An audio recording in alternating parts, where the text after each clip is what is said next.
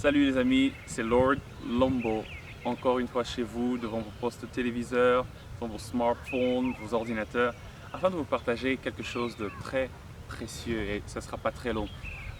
J'ai été en train de faire une étude dernièrement sur l'épître de Paul aux Philippiens et comme vous savez c'est une épître très courte. Les théologiens disent même que c'est l'épître la plus personnelle. C'est là où j'ai lu un des théologiens qui a révélé plusieurs facettes de Paul dans cette épître.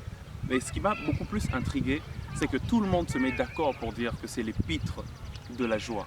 Parce que 16 fois, Paul écrit et demande aux Philippiens de se réjouir. 16 fois, il utilise le mot joie ou alors le verbe se réjouir ou des termes qui veulent dire la même chose. 16 fois dans cette épître, il nous demande de nous réjouir.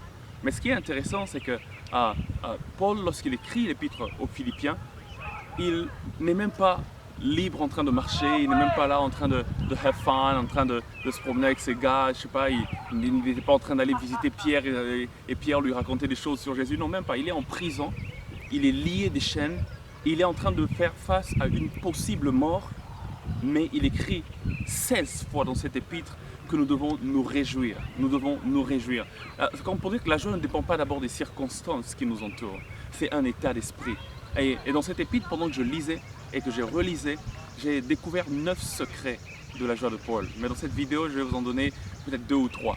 9 secrets de la joie de Paul. 9 secrets de la joie de Paul.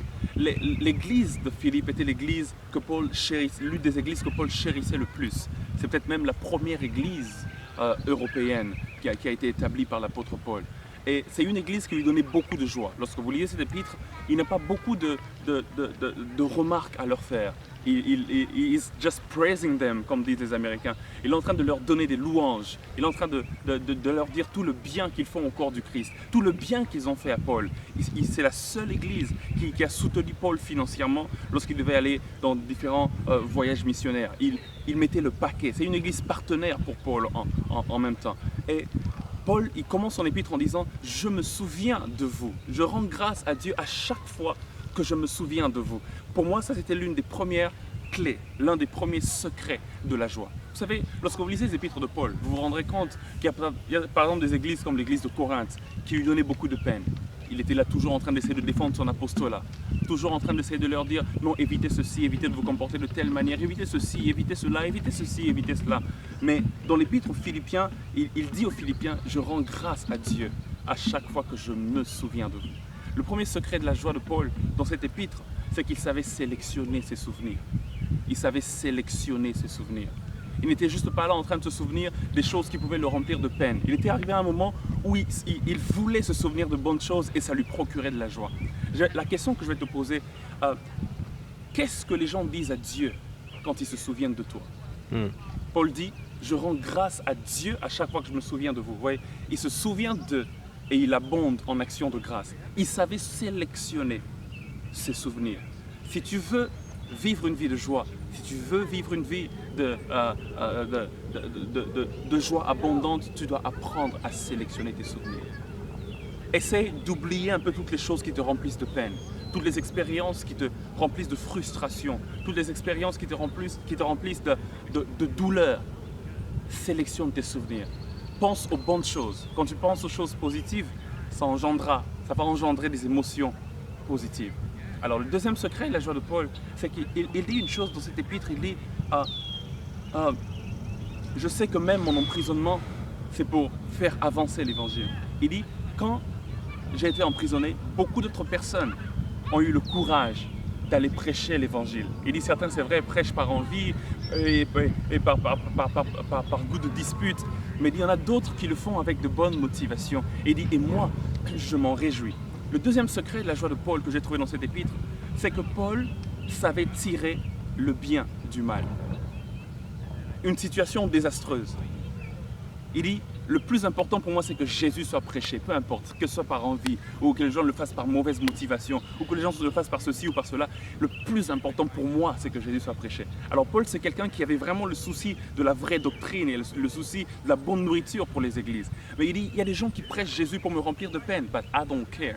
Mais je m'en fous. Le plus important, c'est que Christ soit prêché. C'est une situation, on peut dire, désastreuse, catastrophique, ce qu'il est en train de décrire, mais il tire le bien du mal. Il dit le plus important, c'est que Christ soit prêché. C'est un peu comme Samson, lorsqu'il tue le lion et puis le miel sort du lion. Il faut savoir tirer le bien du mal. Il faut savoir tirer le miel du lion, tirer le positif du négatif. Même quand il y a une situation désastreuse qui t'entoure, regarde quand même au positif que ça peut engendrer. Et ça, c'est l'une des choses qui remplissait Paul de joie. La dernière des choses, c'est qu'il dit: lorsque vous n'avez plus de sujet pour lequel être joyeux, réjouissez-vous du fait que vous êtes dans le Seigneur. Il dit, réjouissez-vous dans le Seigneur. Je le répète, réjouissez-vous. Il dit, là, ne vous réjouissez pas seulement lorsque ça va, parce qu'il y aura des jours où ça n'ira vraiment pas. Mais il dit, sachez toujours, tirez votre joie du fait que vous appartenez au Seigneur. Frères et sœurs, je voudrais vous dire, surtout pour vous qui êtes chrétiens et qui me suivez, c'est que nous appartenons à un grand royaume. Si aujourd'hui tu meurs, si aujourd'hui je meurs, nous irons tout droit être avec lui. Réjouissez-vous dans le Seigneur. Réjouissez-vous en regardant toute l'œuvre qu'il a accomplie pour vous. Réjouissez-vous en regardant tout ce qu'il a fait, comment il vous a changé, il vous a tiré des ténèbres à la lumière. Si vous n'avez aucun autre sujet de joie, alors réjouissez-vous du fait que Jésus vous aime et que vous êtes dans le Seigneur. Dans les prochaines émissions, nous vous donnerons les 6 autres secrets de la joie. Que Dieu vous bénisse et réjouissez-vous, ne l'oubliez pas. God bless you.